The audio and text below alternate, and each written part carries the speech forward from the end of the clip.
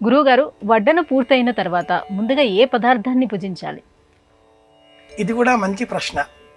మన ఇష్టానికి ఇక్కడ విలువలు లేవు. పంక్తి భోజనమైనా, ఇంటిలో ఒంటరిగా ఉండి భోజనం చేసే వేళలో అయినా, ఆది మధ్య అంత్య మధురము అనే ఒక సూత్రం ఉంది. విస్తరిలో భోజన పాత్రలో ఉండే పదార్థాలలో మొట్టమొదటగా తీపి పదార్థాన్నే తినాలి.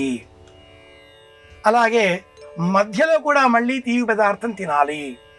చిట్ట చివరలో కూడా మళ్ళీ తీపి పదార్థమే స్వీకరించాలి. తీపి రుచి గురుగ్రహానికి ప్రతీక, ఆరోగ్యానికి ప్రతీక. అందుకే పూర్వం ప్రతిరోజు స్వీట్లు చేసుకోరు కదా, అందుకని కాసింత ఉప్పు పంచదార పక్కన వడ్డించేటటువంటి వారు.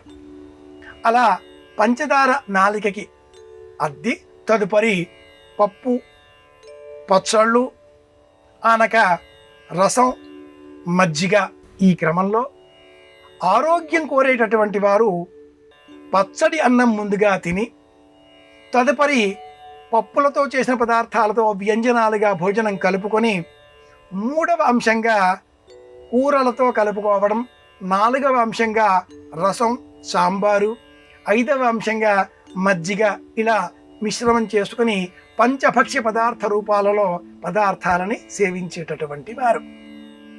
ముందు పచ్చడి, తర్వాత పప్పు పదార్థాలు, తర్వాత కూరలు, తర్వాత రసాలు, చివరలో మజ్జిగ.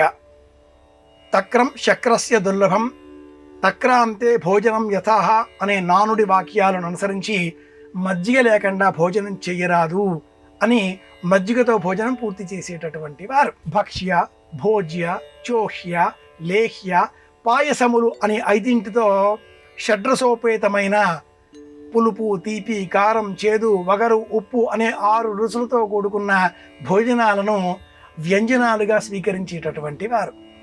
ఒకే పదార్థంతో భోజనం చేసినా కూడా ఈ రుచులన్నీ కలిగే విధంగా ఉసిరిక పచ్చడిని సేవిస్తే 6 రుచులు మనకు లభించేవి అని ప్రమాణం.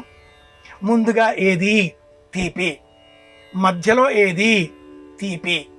చివరలో ఏది? తీపి. అందుకోసమే తేనె వడ్డించడం, అందుకోసమే అరటిపండు వడ్డించడం, ఇవన్నీ కూడా మనం గమనిస్తూ ఉంటాం.